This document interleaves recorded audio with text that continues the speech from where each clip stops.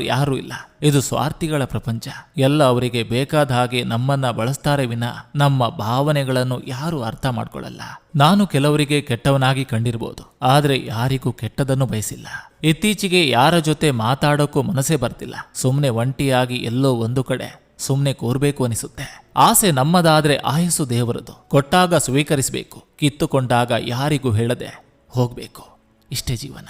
ನಮ್ಮನ್ನು ಅರ್ಥ ಮಾಡಿಕೊಳ್ಳುವವರಿಗೆ ಏನಾದ್ರೂ ಹೇಳ್ಬೋದು. ನಾವು ಹೇಳೋ ಪ್ರತಿಯೊಂದು ಮಾತಲ್ಲೂ ತಪ್ಪು ಹುಡುಕೋವರಿಗೆ ಏನು ಹೇಳಿದ್ರೂ ವ್ಯರ್ಥಾರಿ. ಮಾತಿನಲ್ಲಿ, ಸ್ವಭಾವದಲ್ಲಿ, ಸಂಸ್ಕಾರದಲ್ಲಿ ಸರಳತೆ ಹೊಂದಿರುವ ವ್ಯಕ್ತಿಗಳು ಎಂದಿಗೂ ಯಾರಿಗೂ ಹೊರೆಯಾಗುವುದಿಲ್ಲ. ಸರ್ವರಿಗೂ ಅತಿ ಪ್ರಿಯರಾಗಿರ್ತಾರೆ. ಯಾವ ಸಮಯದಲ್ಲಿ ಸಮಸ್ಯೆ ಹುಟ್ಟಿರ್ತದೆಯೋ ಅದೇ ಸಮಯದಲ್ಲಿ ಅದಕ್ಕೆ ಪರಿಹಾರವೂ ಹುಟ್ಟಿರ್ತದೆ. ತಾಳ್ಮೆ ಇರಲಿ. ನಮ್ಮ ನೋವನ್ನು ಅರ್ಥ ಮಾಡಿಕೊಳ್ಳದ ಜನರ ಮುಂದೆ ನಮಗೆ ನೋವೇ ಇಲ್ಲ ಅನ್ನೋ ರೀತಿ ಬದುಕಬೇಕು. ಜೀವನ ಎಂದರೆ ಜೇನಿನ ಗೂಡು ಇದ್ದ ಹಾಗೆ. ಜೀವನದಲ್ಲಿ ಸಿಹಿ ಬೇಕಂದ್ರೆ ಸಮಸ್ಯೆಗಳೆಂಬ